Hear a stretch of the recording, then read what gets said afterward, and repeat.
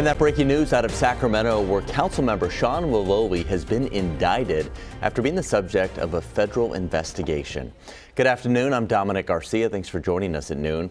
He and one of his employees charged with 25 counts. That includes false immigration documents and falsifying records as part of a pandemic relief fraud scheme. Let's go to CBS 13's Rachel Wolf live with details. And also, Rachel, when's he going to be in court?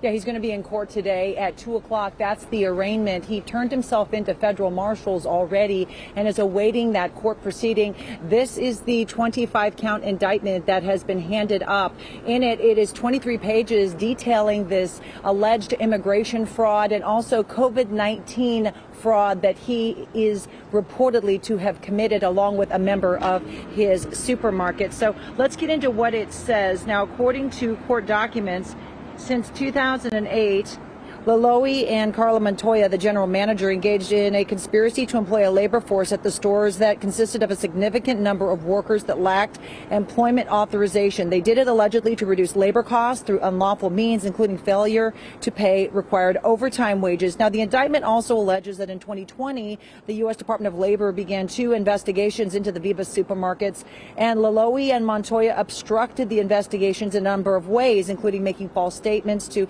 agency investigators, listening in on employee interviews to influence the employees to make false statements, and instructing employees to lie to an investigator about the hire date. That was among a bunch of other items detailed in the documents. Now, Loloee also charged with providing false docs to obstruct the Department of Labor's investigations into his pandemic-related funds. He received over $1 million from the SBA. Now, the indictment further alleges Loloee committed wire fraud when he applied to receive that money from the Restaurant Revitalization Fund program, part of the American Rescue Plan Act of 2021.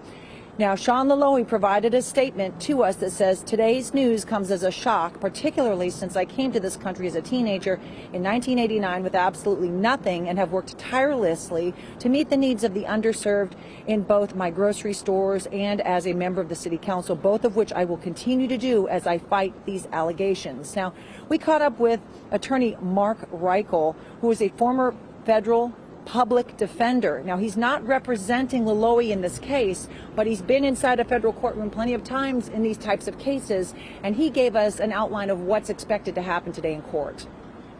You're going to do everything you can to get him out of custody. There's no one who would tell you that to fight your case in the Sacramento County Jail is easy. First of all, every phone call you make is tape recorded and is admissible against you. So if they want to ask you something over the phone or you say something over the phone, it can be used against you. It really impedes your ability to defend the case. So number one today is to not talk to anybody about the facts of the case, but to just get out of the jail, to get out on bail. Hey, get together Monday and start working on this case.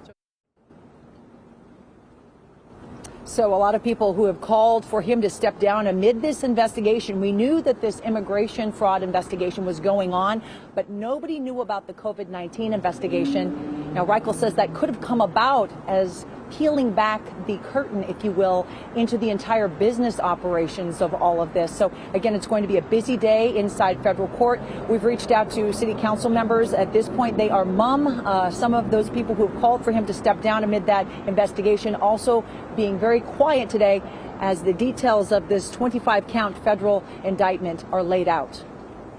Now, much more to come, of course. We'll be following this throughout the day. Rachel, thanks so much. Sacramento Mayor Darrell Steinberg released a statement about this indictment, calling the charges, quote, troubling, and he will be speaking with him throughout the day.